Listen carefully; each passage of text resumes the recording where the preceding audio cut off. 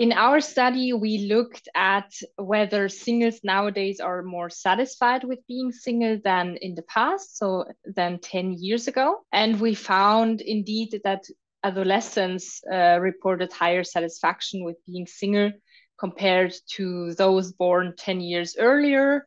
But this was not the case in adults. We found that singles nowadays are more likely to be single and are also more satisfied with being single and report a lower desire for a romantic relationship. So than 10 years ago. We only found this difference in adolescents, but not in adults. So not in mid-20s or mid-30s year old adults.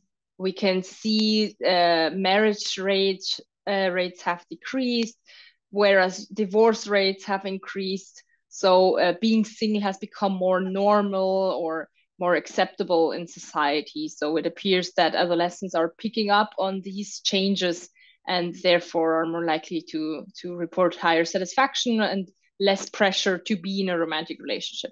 When we look at larger periods of time, so we looked in our study, we looked at 10 years, but if we looked at, I don't know, 50 years or 100 years, I think there will be a rise also observed in adolescents and adult groups, so that all report higher satisfaction or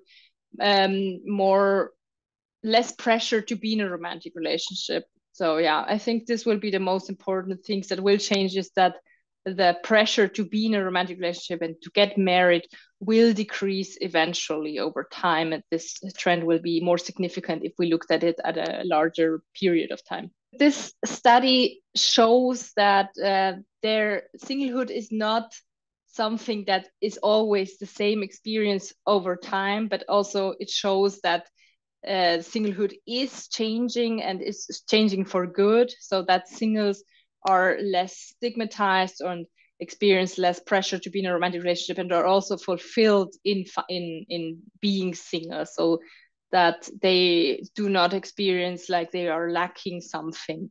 Yeah, so I think this study shows that singlehood is changing over time.